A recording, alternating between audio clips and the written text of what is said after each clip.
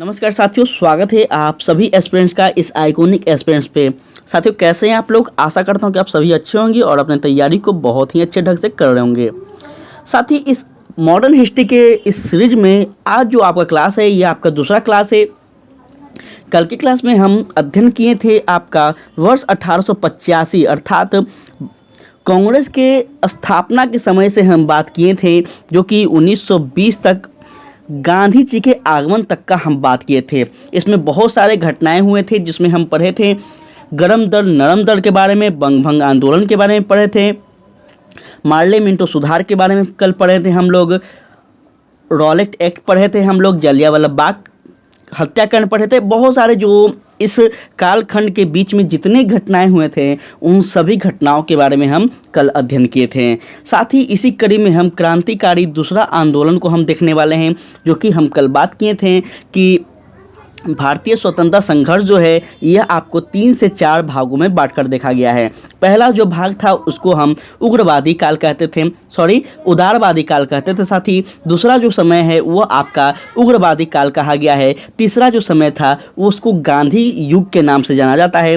तो उसी के बीच में एक आता है आपका यह चौथा कड़ी, जो कि फिर से क्रांतिकारी आंदोलन देखने को मिलते हैं। तो पहले हम ये समझेंगे, इसके बाद आपका जो स्टार्ट होगा वह गांधी युग अर्थात गांधी जी का भारतीय स्वतंत्रता संग्राम में आगमन होगा। ठीक है, तो काफ़ी इंपॉर्टेंट चीज़ है, आपको हम बता रहे हैं, जो कि डायरेक्ट एग्जाम में पूछे जाएंगे। यहाँ पे हम आपको कहानी नहीं बताने आए हैं, आप इसको याद रखिएगा। वही चीज़ बताएंगे जो कि हमेशा हर एग्ज़ाम में पूछे जाते हैं। यह मेरा खुद का नोट्स है, जो कि बहुत ही इंपॉर्टेंट है साथी, और यहाँ से 100% आपको कभी भी जब आप एग्ज़ाम देने जा रहे हैं तो उससे पहले आप एक बार यहाँ पे नज़र घुमा लीजिएगा। 100% यहाँ से क्वेश्चन आपको आएंगे, ये मेरा गारंटी है। तो चलिए स्टार्ट करते हैं साथी। और जो साथी कल नहीं देखे हैं, प्लीज़ देख लीजिएगा कल का वीडियो, तभी आज का और भी कहानी समझ में आएगा। और कॉपी पेन जरूर लेकर बैठेंगे साथी, क्योंकि क्या क्या घटना हुआ था, क्या क्या चीज़ हुआ था, जो कि हम आपको बताएंगे, तो आप नोट डाउन कर लीजिएगा। आपसे घटना ही पूछा जाएगा, यहाँ पे इतिहास का कहानी नहीं पूछा जाएगा। तो इस प्रकार से आप लोग कॉपी पेन को लेकर बैठिएगा। और क्लास थोड़ा लंबा होगा, थोड़ा सा इतिहास है, इसलिए थोड़ा सा आपको बोरिंग टाइप का लगेगा, लेकिन पेशेंस बनाए रखिएगा। बहुत ही अच्छे ढंग से प्रयास करेंगे कि हम समझा पाएँ। तो चलिए स्टार्ट करते हैं साथी। क्रांतिकारी आंदोलन का यह द्वितीय चरण, प्रथम चरण हम लोग कल कर चुके थे, आज आपका द्वितीय चरण है। सबसे पहले हम बात करेंगे साथी कि यह क्रांतिकारी आंदोलन का द्वितीय चरण कैसे होता है, क्यों होता है, इस पर हम पहला चर्चा करने वाले हैं। ध्यान से समझिएगा। असहयोग आंदोलन के उपरांत गांधी जी से लोग क्या हो गए, तो उपेक्षा रखने लगे थे। ठीक है, और इस आंदोलन का बहुत बड़ा परिणाम निकला। लेकिन चौरा चौरी कांड के घटना के बाद साथी गांधी जी यह आंदोलन क्या कर लेते हैं, तो वापस ले लेते हैं। इस परिणाम से यह बहुत ही संगठन क्या होता है, तो 2 भागों में बढ़ जाता है। जो कि पहला जो भाग कहलाता है, यह आपका गांधी जी का समर्थन भला, और दूसरा जो भाग रहता है, यह गांधी जी को समर्थन नहीं करता है। समझिएगा बात हुआ क्या था। यहाँ पे आपसे प्रश्न पूछेगा, इसलिए हम थोड़ा इम्तिहान से यहाँ पे बात करेंगे। गांधी जी साथी वर्ष 1920-22 में क्या चलाते हैं, तो असहयोग आंदोलन चलाते हैं। ध्यान से समझिएगा। इसी असहयोग आंदोलन के समय में साथी चौरा चौरी जो घटना है, यह आपका उत्तर प्रदेश का एक गोरखपुर जिले में साथी एक गांव रहता है चौरा चौरी नामक। ठीक है, यहाँ पे कुछ प्रदर्शनकारी कुछ आंदोलन कर रहे थे। उस आंदोलन में क्या होता है, तो याद रखेंगे, यह आपका 5 फरवरी वर्ष 1922 का घटना हम बता रहे हैं। ठीक है, समझिएगा कहानी को अच्छे से। तो उस स्थान पे होता क्या है कि किसानों ने एक जुलूस निकाला था। इस जुलूस पर गोली चलाए गए। किसके द्वारा गोली चलाए गए, तो अंग्रेज पुलिस वालों के द्वारा इस पर गोली चलाए गए, जिससे यह जो लोग थे यहाँ पे, जो आपका यहाँ पे आंदोलन कर रहे थे, यह जो भीड़ था वह काफ़ी क्रूर हो गई, और उन पुलिस वालों पे भी हिंसात्मक कार्रवाई हो गया। उस पुलिस वाले पे भी हमला बोल दिया। उस कारण से साथी वो पुलिस वाले भाग गए, और कहाँ चले गए थे, तो अपने थाना में। थाना में जब पहुंचते हैं तो उस पूरे थाना को आंदोलनकारियों के द्वारा घेर लिया जाता है, और लगभग इतिहास के पुस्तकों में आपकी जानकारी आती है कि लगभग उस थाने में 21 पुलिस अधिकारी थे साथी, जिनको जिंदा जला दिया गया था। ठीक है, तो यही था आपका चौरी चौरा कांड। इस घटना के बाद महात्मा गांधी जो थे ये काफ़ी थोड़ा सा टूट पड़ते हैं, क्योंकि आपको पता होगा महात्मा गांधी जो हैं यह हिंसा की बात करते थे, साथ ही इस प्रकार से, तो ये काफ़ी थोड़ा सा दुखी होते हैं कि मतलब कहते हैं कि उस समय जो असहयोग आंदोलन वापस ले लेते हैं इस घटना से, तो वह इनका यह कारण था कि ताकि आंदोलन और भी न बढ़ जाए, इसलिए वो क्या करते हैं तो असहयोग आंदोलन को वापस ले लेते हैं। अब जब असहयोग आंदोलन को वापस ले लेते हैं साथी, तभी क्या होता है तो क्रांतिकारी का दूसरा चरण प्रारंभ होता है। क्यों होता है समझिएगा। उस समय के जो लोग थे, जो युवाएं थे, वो गांधी जी पे भरोसा तो करते थे, लेकिन यह असहयोग आंदोलन जो था ये बहुत ही अच्छे ढंग से चल भी रहा था। बहुत एक कहा जाए तो बहुत बेहतर इसका प्रभाव अंग्रेजों पे देखे जा रहे थे। लेकिन साथ ही एक छोटा सा घटना के बाद गांधी जी इसको वापस कर लेते हैं, जिस कारण से कुछ आंदोलनकारी थे, कुछ क्रांतिकारी व्यक्ति थे जो कि गांधी जी से क्या हो जाते हैं तो रुष्ट हो जाते हैं। इसमें अगर हम बात करें कौन कौन व्यक्ति थे, तो प्रमुख व्यक्ति जो कि पेपर में पूछे जाते हैं, याद रखेंगे। सबसे पहले लाला लाजपत राय होते हैं, जो कि उस समय वर्तमान में साथ ही जेल में रहते हैं।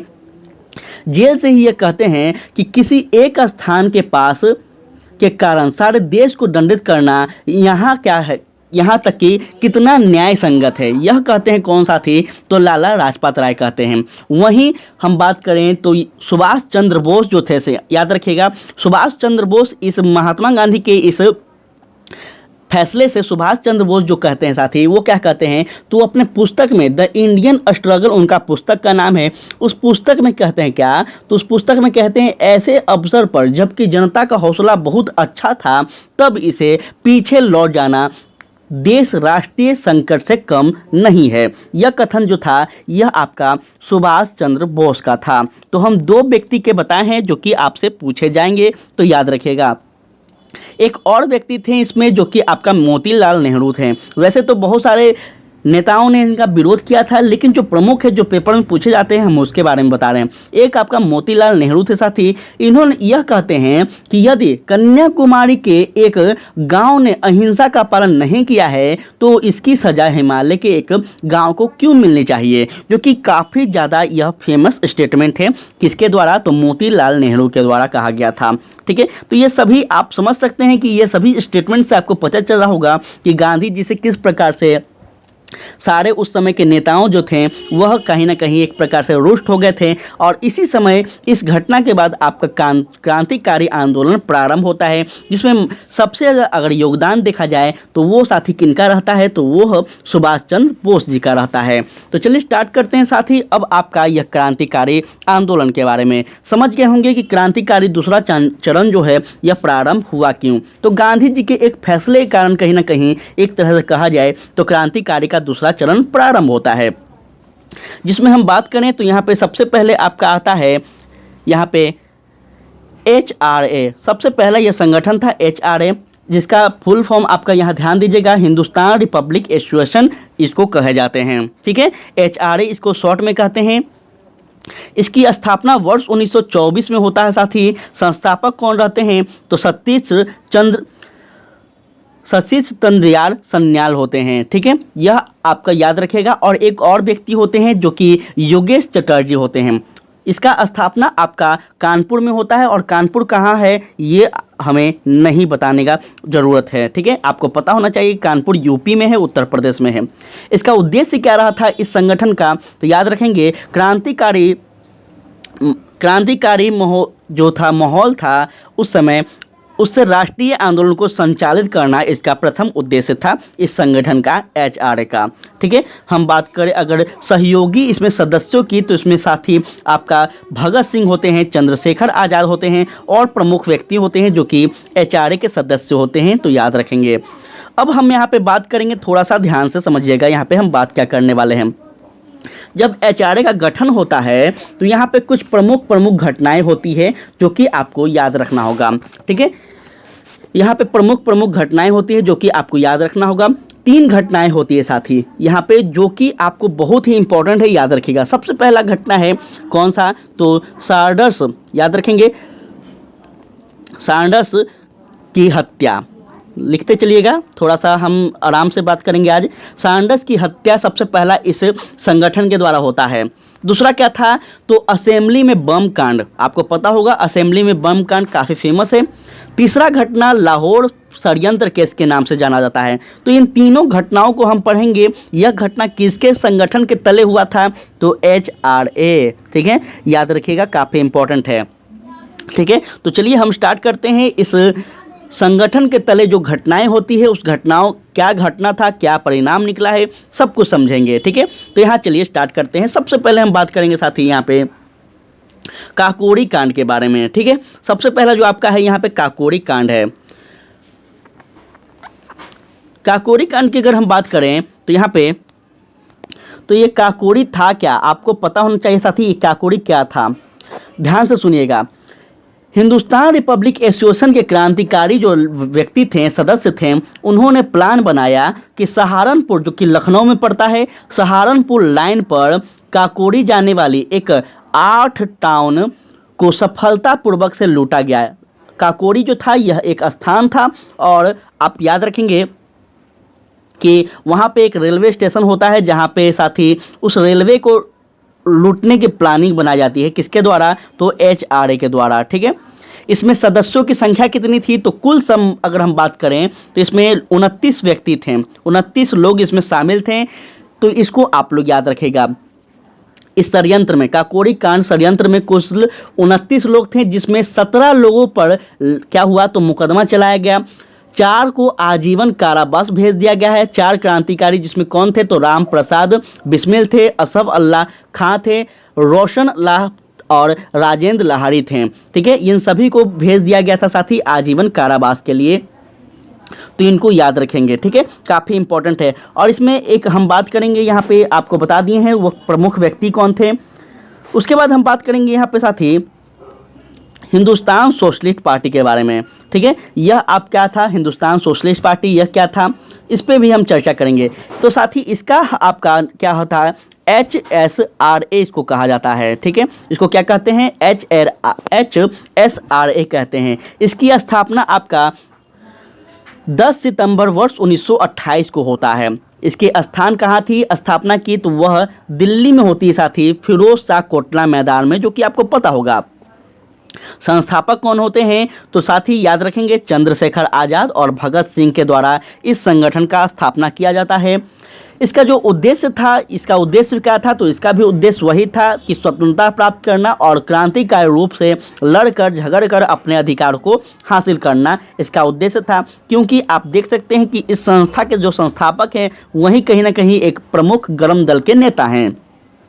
इसमें आपका सार्डन की हत्या सबसे पहला कांड होता है। ठीक है, यह सार्डन की हत्या जो है सबसे पहला काम होता है, जो कि कब होता है साथी, तो याद रखेंगे यह आपको 17 दिसंबर, पूरा डिटेल में बात कर रहे हैं, 17 दिसंबर वर्ष 1928 ईस्वी को यह घटना होता है। क्या घटना था समझिएगा यहाँ पे। ठीक है, यहाँ ध्यान से समझिएगा।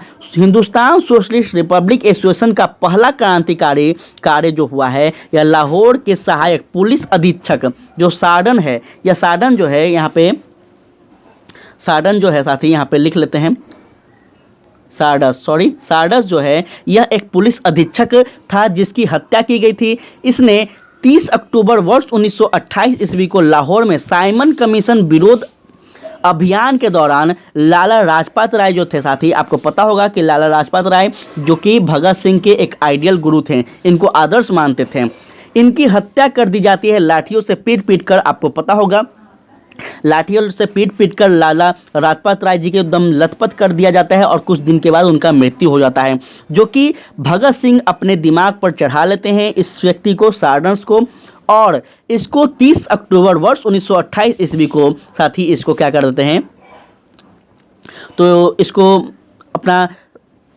मतलब एक शिकार बना लेते हैं कहा जाए तो। ठीक है, और वर्ष 17 दिसंबर वर्ष 1928 को साथी लाहौर रेलवे स्टेशन पर भगत सिंह, चंद्रशेखर आज़ाद और राजगुरु ने सार्डन की हत्या पूर्ण रूप से कर देते हैं। एक बार इस पे हमला करते हैं लेकिन बच जाता है, दूसरा बार जब हमला करते हैं तो इसकी हत्या कर देते हैं। यह आपका सार्डन का बदला ले लेते हैं, लाला लाजपत राय का बदला ले लेते हैं सार्डन की मृत्यु करके। ठीक है, तो यह आपका घटना था दूसरा। उसके बाद हम बात करें तो यहाँ पे अब तीसरा घटना है, यह घटना भी महत्वपूर्ण है जो कि आपको पता होगा। यह घटना सेंट्रल लेजिस्लेटिव असेंबली के बारे में, जो कि बम कांड, इसमें ही भगत सिंह को गिरफ्तार किया जाता है। इसको भी हम समझेंगे, ध्यान से यहाँ ध्यान दीजिएगा। ध्यान दीजिएगा साथी, यह जो बम कांड जो था इसके बारे में हम बात करेंगे। तो यह 8 अप्रैल वर्ष 1929 की घटना है। हो क्या रहा था, ध्यान दीजिएगा।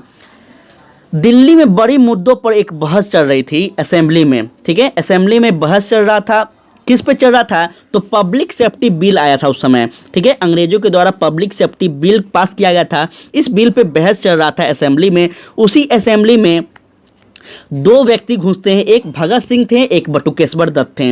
ये दोनों व्यक्ति उस असेंबली में घुस जाते हैं। साथ ही याद रखिएगा, इनका जो उद्देश्य था किसी भी व्यक्ति को क्षति पहुंचाना नहीं था, ठीक है। इनका उद्देश्य क्या था, तो सिर्फ इतना था कि वो अंग्रेज लोग जो हैं वह बहरे हो गए हैं, थोड़ा धमाका होना चाहिए, उनको सुनाई देना चाहिए। यह इनका कथन था, किनका, तो भगत सिंह का। तो इसलिए ये क्या करते हैं साथी, इस असेंबली में जाकर एक बम पटकने का उद्देश्य से, एक बम को फेंकने का मतलब एक प्रकार से कहा जाए तो उद्देश्य से जाते हैं, ठीक है। तो यहाँ पे इसी को कहा जाता है बम कांड। होता क्या है समझिएगा, बम खाली कुर्सियों पर फेंका गया, साथ में पर्चे भी थे। परिणाम में यह हुआ कि दोनों को गिरफ्तार कर लिया गया। और सबसे बड़ी बात यहाँ पे हम आपको बताते हैं कि साथ ही यहाँ पे जो इनका कहना था वो तो हम बता दिए कि बहरे कानों तक अपनी आवाज़ पहुंचाने के लिए इन्होंने यह जो बम कांड किया था यह किया था। असेंबली में बम फेंकने के समय ही पहली बार, बहुत इंपॉर्टेंट बात बता रहे हैं, याद रखिएगा, पहली बार भगत सिंह ने इकबाल, ठीक है, सॉरी, इनकलाब का बात किया था, क्षमा चाहेंगे साथी, इनकलाब का बात किया था, ठीक है। तो आप सभी जानते होंगे इनकलाब जो है यह भगत सिंह के द्वारा दिया गया है, काफ़ी फेमस है। लेकिन इनकलाब जिंदाबाद जो यह नारा देते हैं, यह नारा सबसे पहले अगर किसी ने सृजन किया था तो वह व्यक्ति कौन थे, तो याद रखेंगे मौलाना हसरत मोहानी थे। कहीं लिख लीजिएगा, बहुत इंपॉर्टेंट बात बता रहे हैं।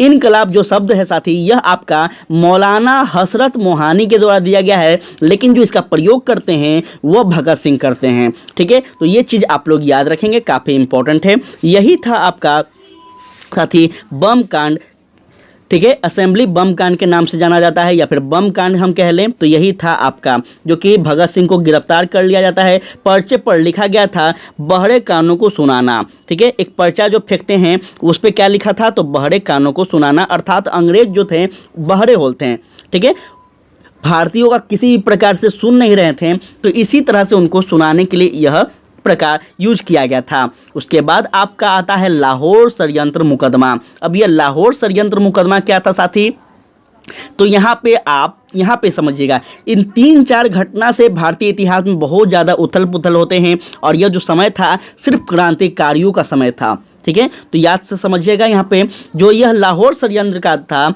इस तरह 36 जाट की मृत्यु, भूख हड़ताल 64 दिन तक चली थी। अब यहाँ पे क्या था, यहाँ समझते हैं कहानी के माध्यम से। देखिए, विधानसभा बम कांड एवं जेपी सार्डन हत्या के मामले में सभी कैदियों ने क्या किया, तो HSRA,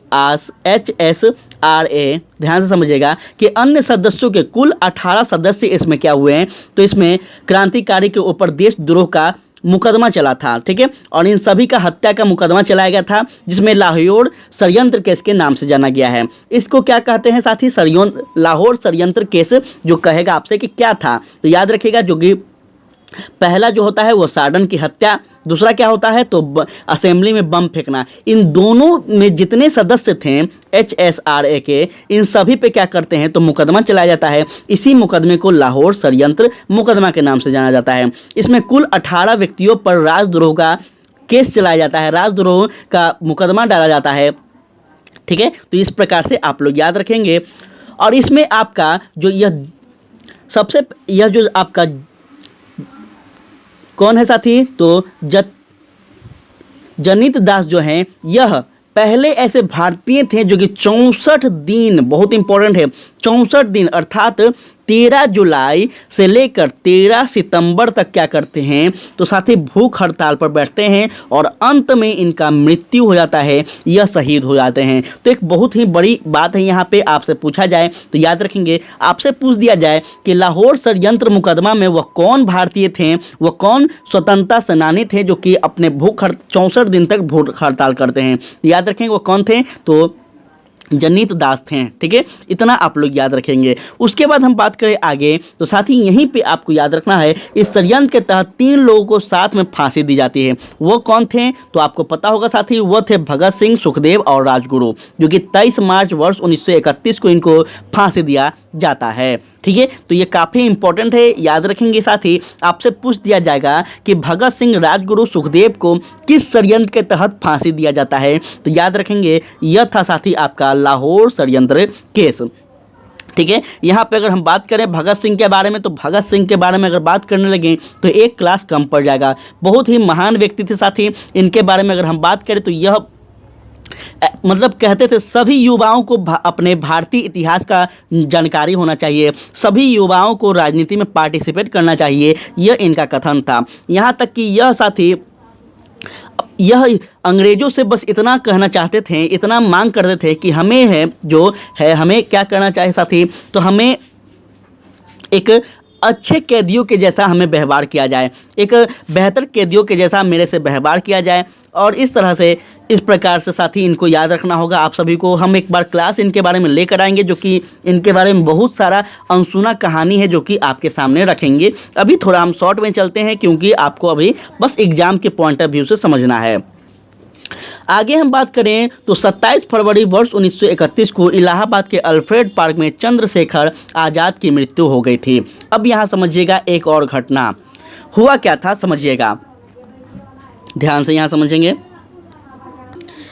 जब भगत सिंह का मृत्यु हो जाता है और महान जो क्रांतिकारी थे, जो गरम दल के नेता थे, उनका लगभग एक प्रकार से कहें तो पतन हो जाता है। तो जो HSRA के जो संगठन के लोग होते हैं साथी, इसका एक बार फिर से मीटिंग होता है, जो कि कब होता है, तो 27 फरवरी वर्ष 1931 को होता है। कहाँ हुआ था, प्रयागराज में, जो कि वर्तमान इलाहाबाद है। प्रयागराज के अल्फ्रेड पार्क में साथी यह मीटिंग होते रहता है, जिसमें चंद्रशेखर आज़ाद होते हैं, यशपाल होते हैं, सुखदेव राज होते हैं। इन सभी जो मीटिंग कर रहे थे, तो कोई उसी में से कोई ऐसा व्यक्ति होगा या फिर आसपास का कोई व्यक्ति होगा जो कि साथी क्या कर दिया, तो अंग्रेज़ों को इस बात का खबर दे दिया। अब अंग्रेज़ों को जब खबर दे दिया गया तो अंग्रेज़ शांतिपूर्वक चुपचाप आए और पूरी तरह से उनको घेर लिया गया। ठीक है, पूरी तरह से घेर कर उनको क्या कर लिया गया, तो उनको गिरफ्तार कर लिया गया। इसी क्षण याद रखेंगे साथी, इसी क्षण क्या हो गया, तो ये जो कौन थे, चंद्रशेखर आज़ाद जो थे, यह अपने आप को गोली मार लेते हैं। क्यों मार लेते हैं, इनका जो कथन था, याद रखिएगा, इनका कथन था चंद्रशेखर आज़ाद का कि मेरा जो है ऐसा कोई अंग्रेज़ों का जेल नहीं बना जो कि मुझे कैद कर सके। और इसी प्रकार से साथी चंद्रशेखर आज़ाद जो हैं, ये अपने आप को गोली मार लेते हैं। इस बात को आप लोग याद रखेंगे। उसके बाद हम बात करें तो उसके बाद जो है यहाँ पे HRA का संगठन का नेता जो है, यह आपका यशपाल को चुना जाता है। याद रखेंगे इस बात को। ठीक है, किसको चुना जाता है, यशपाल को चुना जाता है। और 14 वर्ष के कारावास की सज़ा हो गई थी इसको कुछ दिनों के लिए। फिर उसके बाद 6 वर्ष की सज़ा के बाद वर्ष 1938 में साथी क्या होता है, तो उत्तर प्रदेश के प्रथम मुख्यमंत्री और गोविंद बल्लभ पंत ने इन्हें जेल से मुक्त कर दिया था। तो यह भी आपसे पूछा जाएगा कि उत्तर प्रदेश के प्रथम मुख्यमंत्री कौन थे, तो याद रखेंगे वह बनते हैं यशपाल। ठीक है, यहाँ पे एक बात आपको याद रखना होगा। दूसरा हम बात करें तो यह चौथा घटना है, वो क्या है, तो यह भी काफ़ी इंपॉर्टेंट है। चटगांव आर्मरी रेंड या फिर हम कह लें आपका सत्रागार लूट। ठीक है, यह भी बहुत महत्वपूर्ण घटना है जो कि बंगाल में होता है। उस समय एक बार फिर से साथी इस समय देखेंगे कि बंगाल जो है यह आंदोलनकारियों का गढ़ बन जाता है, राष्ट्रवादियों का गढ़ बन जाता है। एक बार कब बनता है, तो आपका 1905-6 के आसपास बनता है। दूसरा बार कब बनता है, तो दूसरा बार आपका वर्ष 1924-25 के बाद फिर से एक बार बन जाता है। तो इस प्रकार से 2 बार जो है यह बंगाल राष्ट्रवादियों का गढ़ बनता है। तो इसको भी आप लोग याद रखेंगे। चलिए हम समझते हैं अब चटगांव क्या था। चटगांव जो शस्त्रागार लूट था यह क्या था। ध्यान से समझिएगा। यहाँ पे हम इस पे अभी हम चर्चा नहीं करेंगे, यहाँ आप लोग ध्यान मत दीजिए। अभी हम जो बता रहे हैं उस पर ध्यान दीजिए आप लोग। यहाँ बस हम शॉर्ट में लिखे हैं 2 लाइन 3 लाइन, तो यहाँ ध्यान मत दीजिए।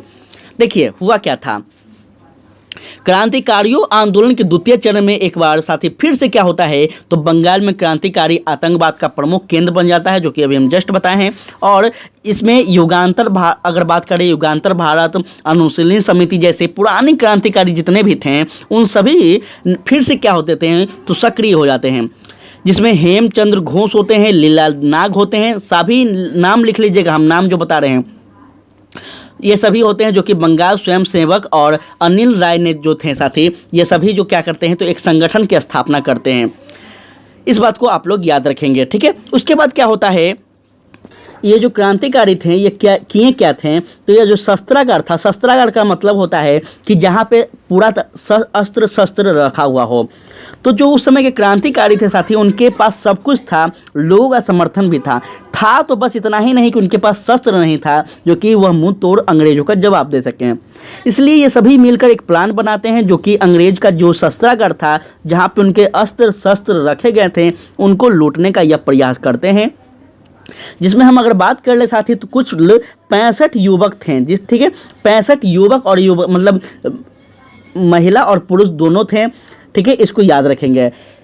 इसमें किया क्या जाता है, तो ब्रिटेन की भारतीय सेना की वर्दी पहनकर पुलिस शस्त्रागार पर 18 अप्रैल वर्ष 1930 को, ध्यान से समझिएगा, हमला किया जाता है। यही चटगांव आर्मडी रेक के नाम से मशहूर है, ठीक है। इसमें सूर्य सेन खादी की सफ़ेद धोती और कोट पहने थे, सिर पर गांधी टोपी पहने थे। ये हम आपको एक इमेज टाइप का बता रहे हैं, तो इस प्रकार था। और इसी को हम क्या कहते हैं, तो चटगांव शस्त्रागार कहते हैं, ठीक है। इसमें सूर्य सेन को पकड़ लिया जाता है साथी, और बाद में फिर इनको छोड़ दिया जाता है, ये संन्यास धारण कर लेते हैं।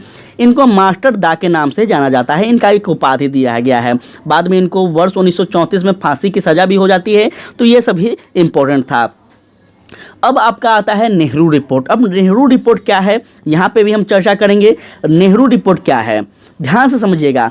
नेहरू रिपोर्ट से पहले हम बात करेंगे आपका साइमन कमीशन के बारे में, जो कि आपको पता होगा कि साइमन जो कमीशन था, यह आपका आता है साथी कब, तो वर्ष 1919 के जो आपका एक्ट आया था। इस एक्ट के तहत में क्या बात थी, तो 10 वर्ष पर इसकी समीक्षा करने की बात कही गई थी, ठीक है। इसमें इसी की समीक्षा के लिए क्या आते हैं, तो यह आपका साइमन कमीशन आता है, ठीक है। इस साइमन कमीशन का जो उद्देश्य था, वह उद्देश्य यह था कि कमीशन के जिम्मे यह काम लगाया गया था कि वह ब्रिटिश प्रांतों में पता लगाए कि सरकार कैसे चल रही है, प्रतिनिधि संस्था वहाँ ठीक ढंग से कार्य कर रही है या फिर नहीं कर रही है, ठीक है। इस प्रकार से यह साइमन कमीशन भारत आता है। और जब भारत आता है साथी, तो यहाँ पे करता क्या है, ध्यान से समझें। देखिए हुआ क्या था उस समय साथी, देखिए हम सारा आज का जो लेक्चर है सब कहानी के माध्यम से सिखा रहे हैं, ठीक है। सब कहानी के माध्यम से हम आपको बता रहे हैं। यहाँ पे जो भी इंपॉर्टेंट चीज़ है ये आप लोग नोट डाउन करते रहिएगा, ठीक है। हम पहले ही बोल चुके हैं कि हम कहानी के माध्यम से आपको इतिहास समझाएंगे ताकि आपके दिमाग में बैठ जाए, क्योंकि हर जगह आपका नोट्स नहीं काम देगा साथी। कहानी याद रहेगा तभी आपको एग्ज़ाम में हेल्प मिलेगा। इसलिए मेरा मानना है कि आपको कहानी याद रखना होगा, ठीक है। जो घटनाएं हैं वहाँ पे आप लोग नोट डाउन कर लेंगे तो आपके लिए फ़ायदेमंद होगा। हम बात कर रहे थे नेहरू रिपोर्ट के बारे में। तो नेहरू रिपोर्ट जो होता है, उसके पहले हम साइमन कमीशन के आगमन के बारे में बात कर रहे थे। जब साइमन कमीशन आता है साथी, तो बहुत सारे भारतीय जो दल थे, बहुत सारे भारतीय जो नेताएँ थे, वो क्या करते हैं, तो साइमन कमीशन का विरोध करते हैं। इसी में हम बात कर लें तो कांग्रेस ने जब साइमन कमीशन का बहिष्कार करने का आह्वान किया, तब उस समय क्या होता है, तो भारत सचिव कौन था, वह भारत सचिव तो याद रखेंगे लॉर्ड कौन था, तो वर्कन लॉर्ड कौन था साथी, वर्कन हेड था। यह लॉर्ड वर्कन हेड क्या करता है, तो यही सबसे बड़ा एक कहीं ना कहीं कहा जाए तो हमें हेल्प कर दिया या फिर जो कहा जाए, तो यह क्या कर देता है, चुनौती दे देता है। अब आपको पता होना चाहिए कि व्यक्ति चाहे जितना भी कमज़ोर हो, जब उस व्यक्ति को चुनौती दिया जाता है तो वो चुनौती को जीतने के लिए कुछ भी कर दिया जाता है। और यही कहीं ना कहीं इस भारत सचिव व्यक्ति जो था, इसके द्वारा जो चुनौती दिया गया, तो हम भारतीय के लिए एक फ़ायदा हो गया। फ़ायदा ये हो गया कि जो हम भारतीय पहले दूसरे के संविधान पे आश्रित थे, दूसरे के कानून और रूल पे आश्रित थे, अब हम क्या करेंगे तो खुद का कानून, खुद का संविधान का निर्माण की ओर बढ़ेंगे। समझिएगा, कहानी को बहुत आसान तरीके से हम बता रहे हैं। उसके बाद साथी जो चुनौती दे देते हैं, तो इस चुनौती के बाद जो मोतीलाल नेहरू थे उस चुनौती को स्वीकार कर लेते हैं और उसी कड़ी में मोतीलाल नेहरू के नेतृत्व में 9 सदस्यीय एक कमेटी का गठन किया जाता है, जिसके उद्देश्य क्या था तो डोमिनियन स्टेट की मांग करना था। ठीक है, याद रखिएगा, बहुत इंपॉर्टेंट चीज़ बता रहे हैं। इसमें कुल कितने कमेटी में सदस्य थे आपसे पूछ देगा, तो इसमें कमेटी में साथी 9 सदस्य थे, यह भी आपको याद रखना है। ठीक है, तो यह नेहरू रिपोर्ट जारी किया जाता है, जो कि बाद में यह नेहरू रिपोर्ट के अंतर्गत ही हमारा जो भारतीय संविधान है उसमें जो उद्देशिका है, ध्यान से समझिएगा, जो उद्देशिका है यह उद्देशिका यह नेहरू रिपोर्ट के आधार पर ही एक प्रकार से माना जाता है, तो यह भी आपसे पूछा जा सकता है। ठीक है, अब हम बढ़ते हैं साथ ही आगे, आपका कांग्रेस का लाहौर अधिवेशन। अब कांग्रेस का जो लाहौर अधिवेशन था इस पर हम चर्चा करेंगे। इसके बाद आपका यह द्वितीय जो आपका काल था साथी वो समाप्त हो जाएगा। यह कांग्रेस का जो लाहौर अधिवेशन है, इससे पहले आप अधिवेशन को देखेंगे या फिर कांग्रेस की जो स्थापना से हम बात की जाए तो उस समय क्या था कांग्रेस का, सबसे पहले हम बात करें तो उस समय कांग्रेस का कोई भी उद्देश्य नहीं था। उसके बाद धीरे धीरे इसका उद्देश्य क्या होता है तो स्वराज प्राप्त करना था, उसके बाद डोमिनियन स्टेट इसको प्राप्त करना था। लेकिन जब आपका कांग्रेस का जो लाहौर अधिवेशन होता है यह कब होता है तो साथी यह आपका वर्ष 1929 के समय होता है।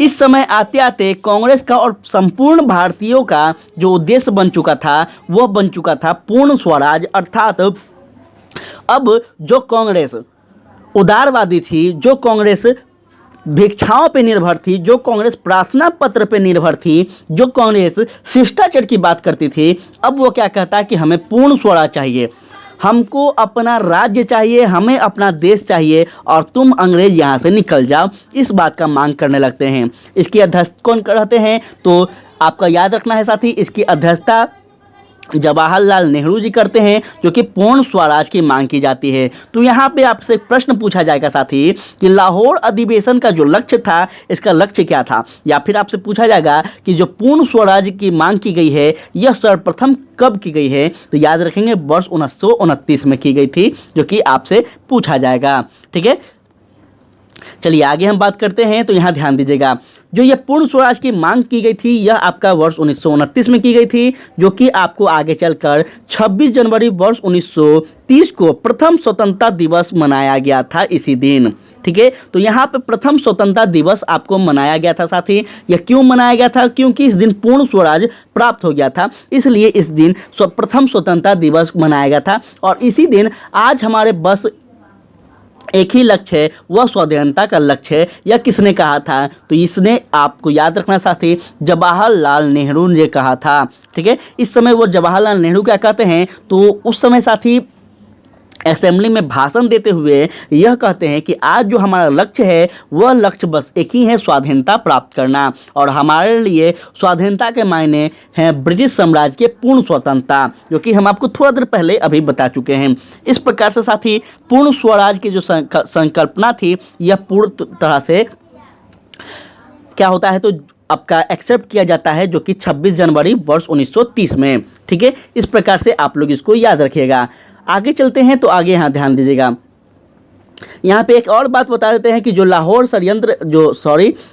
अधिवेशन हुआ था यह आपको रावी नदी के तट पर के आसपास हुआ था। तो आपसे पूछ देगा कि किस नदी के तट पर लाहौर अधिवेशन होता है, तो याद रखना साथी यहाँ पे आपको रावी नदी टिक लगाना है। ठीक है, चलिए उसके बाद हम बात करें तो इसी बीच जहाँ कांग्रेस अपना काम कर रहे थे वहीं भारत के उत्तर पश्चिम सीमा के प्रांत में कुछ घटनाएं घट रही थी। वह घटना क्या थी तो यहाँ ध्यान दीजिएगा। सबसे पहला है आपका लाल कुर्ती आंदोलन। ठीक है, लाल कुर्ती एक आंदोलन था जो कि उस समय उत्तर भारत में हो रहा था। साथ ही याद रखना है जो कि क्षेत्र की हम अगर बात करें तो यह नॉर्थ वेस्ट, ठीक है, नॉर्थ वेस्ट की हम बात कर रहे हैं, उस ओर हो रहा था। नेता कौन थे तो खान अब्दुल गफ्फार खां थे। इसमें यह घटना जो थी यह आपका वर्ष 1929 से 30 के बीच होता, जिस समय आपका विश्व युद्ध का समय भी चल रहा था। ठीक है। उस समय विश्व युद्ध का समय नहीं चल रहा था। विश्व युद्ध, द्वितीय विश्व युद्ध तो आपका वर्ष 1939 में चालू होता है और प्रथम विश्व युद्ध आपका वर्ष 1914 में चालू होता है। तो इस समय वर्ष आपका नहीं था, लेकिन हाँ वैसा वातावरण बना हुआ था, ठीक है। तो इस प्रकार से आपको यहाँ याद रखना होगा। उसके बाद हम बात करेंगे तो यहाँ पे प्रांतीय चुनाव होते हैं जो कि वर्ष 1937 में होता है। यह जो चुनाव होता है साथ ही यह आपका 1935 के भारत शासन अधिनियम के तहत कराया जाता है, ठीक है। जो कि प्रांतों की अगर संख्या की हम बात करें तो उस समय 11 थी। इसमें 11 प्रांतों में साथ ही कांग्रेस को जो बहुमत प्राप्त होता है यह 6 राज्य में प्राप्त होते हैं, जो कि एक संयुक्त प्रांत था। संयुक्त प्रांत जो कि वर्तमान में यह उत्तर प्रदेश को कहा जाता है। बिहार था, उड़ीसा था, मध्य प्रदेश और बम्बई मद्रास था, ठीक है। 2 राज्यों में गठबंधन की सरकार बनी थी, एक पश्चिम उत्तर प्रदेश प्रांत या फिर एक आपका असम। 3 राज्य में बंगाल, पंजाब और सिंध में मुस्लिम लीग का सरकार बना था। तो ये सभी चीज़ आप लोग याद रखेंगे, बहुत ही इंपॉर्टेंट चीज़ बता रहे हैं। देखिए, समझने वाले लोग होंगे तो समझेंगे, देखने वाले लोग होंगे तो देखेंगे। हम बार बार बोल रहे हैं कि हम आपको इतिहास का कहानी नहीं यहाँ बता रहे हैं, वही घटना बता रहे हैं। देखिए यहाँ पे पॉइंट हम क्यों किए हैं, यहाँ पे हम पॉइंट में क्यों किए हैं। देखिए प्रश्न आपको डायरेक्ट यहाँ से उठेगा, इसलिए आपको बस ये पॉइंट याद रखना है। अभी हम क्या बोल रहे हैं, आपको पीटी फैक्ट लेकर आए हैं। यकीन मानिए बहुत ही इंपॉर्टेंट टॉपिक है, इंपॉर्टेंट नोट्स है। ऐसा नहीं कि मेरा नोट्स है तो हम इसका बड़ाई कर रहे हैं, ऐसा नहीं है। नोट्स बहुत इंपॉर्टेंट है, वही हम बता रहे हैं जो कि घटना हुआ है और जो घटना पूछे जाते हैं। बाकी कहानी पढ़ना है तो आप बुक लेकर पढ़ सकते हैं, हम बार बार आपको बोल रहे हैं। कल का लेक्चर हम लिए आपके लिए काफ़ी, 1 महीना से हम साथी लगातार हम क्या कर रहे हैं तो आपका नोट्स बना रहे थे। लेकिन कल का जो हम लेक्चर लिए उसमें कोई रिस्पांस नहीं रहा, कोई भी रिस्पांस नहीं रहा। यहाँ तक कि कहा जाए तो बहुत ही ख़राब स्थिति रहा था। मुझे लगता है कि कोई लोग देखे भी नहीं होंगे पूरा क्लास को। लेकिन कोई दिक्कत नहीं है, वो आपको पता चलेगा कब, जब आपका पेपर होगा 24-25 अगस्त से आपको पता चलेगा कि आप कितने पानी में हैं। हम प्रयास कर रहे हैं कि आपको बेहतर से बेहतर चीज़ दे पाएँ। अब आपको नहीं अच्छा लग रहा है तो वो आपकी मर्जी है। जो अफवाह फैलाता है, जो बड़ा बड़ा थंबनेल पे लिख देता है इस बार ये होगा वो हो गया, उस पर आप लोग पूरा दम लगे रहते हैं, लेकिन अफवाह से कुछ नहीं होता है। हम बार बार बोल रहे हैं, पढ़िए शांति से, आपको सफलता आपका नॉलेज दिलाएगा, अफवाह नहीं दिलाएगा, ठीक है। चलिए उसके बाद हम बात करते हैं, तो यहाँ ध्यान दीजिएगा। अक्टूबर 1939 में द्वितीय विश्व युद्ध के समय में प्रश्न पर कांग्रेस मंत्रिमंडल द्वारा त्यागपत्र दे दिया गया है और परिणाम यह रहा कि 22 दिसंबर वर्ष 1939 को मुस्लिम लीग में युक्ति दिवस के रूप में मनाया गया, ठीक है। यह क्या करते हैं तो मुक्ति दिवस के रूप में मनाते हैं। अब आपके यहाँ पूछेगा कि मुस्लिम लीग के द्वारा मुक्ति दिवस कब मनाई गई थी, तो साथ ही याद रखना है आपका 22 दिसंबर वर्ष 1939 को, ठीक है। और इसका समर्थन कौन करते हैं तो BR अम्बेडकर करते हैं, यह भी आपसे पूछा जाएगा। उसके बाद है आपका अंतिम यहाँ पे जो कि आज़ाद हिंद फौज का स्थापना होता है।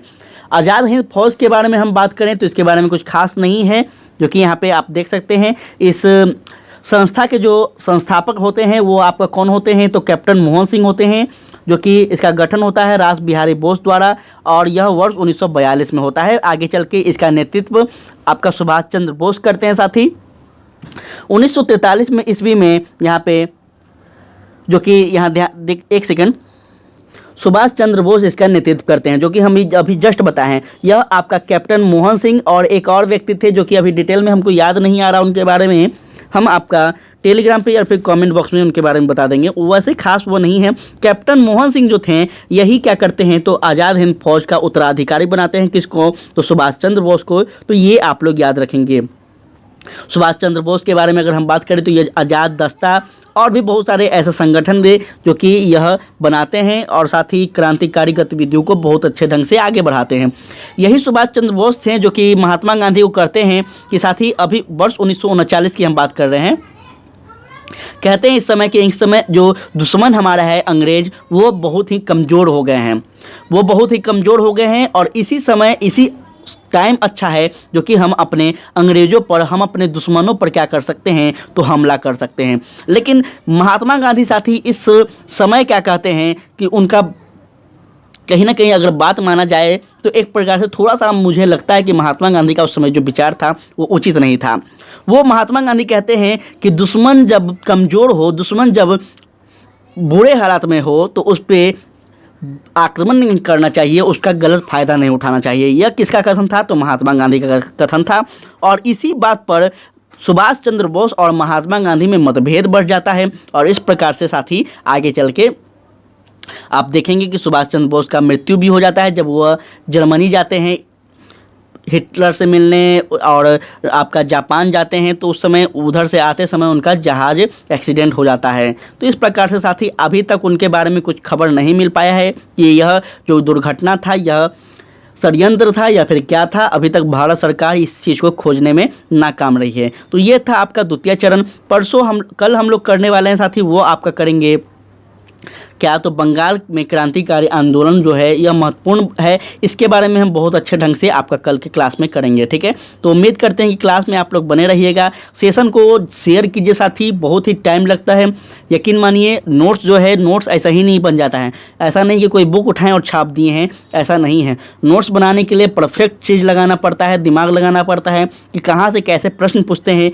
क्या पूछते हैं क्या नहीं। तो थोड़ा सा आपसे रिक्वेस्ट है कि सेशन को शेयर करें, लेक्चर को पूरा देखिए, आपके फ़ायदे के लिए है, तभी आपको कुछ होगा। ऐसा नहीं है कि बस शिक्षक भर्ती ही आपका जीवन का उद्देश्य है, और भी अलग अलग वैकेंसीज आएंगे जो कि आपसे यहाँ पे प्रश्न पूछने की संभावना है। तो आप लोग इसको पूरा देखिए, समझिए। ठीक है, तो चलिए स्टार्ट कर, आज से यहीं अंत करते हैं साथी। हम मिलेंगे कल के लेक्चर में, तब तक के लिए जय हिंद जय भारत। इस चैनल के जो ज्वाइन बटन है साथी, उस ज्वाइन बटन पे आप लोग 89 रुपीज़ का एक ज्वाइन बटन है जो कि आप इसको कर सकते हैं साथी, और आपको व्हाट्सएप पे यह पीडीएफ पूरा कंप्लीट बुक का आपको मिल जाएगा। ठीक है, और साथ में अगर आपको किरण पब्लिकेशन का, रुक्मणी पब्लिकेशन का और यह रंजीत आयर सर का तीनों बुक चाहिए कंप्लीट, साथ में मैथ रीजनिंग पूरा एक्सप्लेनेशन के साथ, तो आप साथी 299 का कर सकते हैं। ज्वाइन बटन पे आपका ऑप्शन दिया गया है, तो वहाँ पे आप कर यह परचेस कर आप हमारे एक डिस्प्ले पे नंबर आएगा, उस नंबर पे आप हमें व्हाट्सअप कर सकते हैं स्क्रीनशॉट। तो आपको सारा बुक कंप्लीट पूरा डिटेल में पीडीएफ कर दिया जाएगा। ठीक है, तो चलिए स्टार्ट कर दें साथी क्लास को। कोशिश कीजिएगा कि आप सभी को मार्केट में मिल जाए, अगर ना मिले तो आप लोग इस चीज़ को कीजिएगा, हमें कमेंट कीजिएगा। हम कोशिश करेंगे कि आपका सॉल्यूशन कर पाएँ।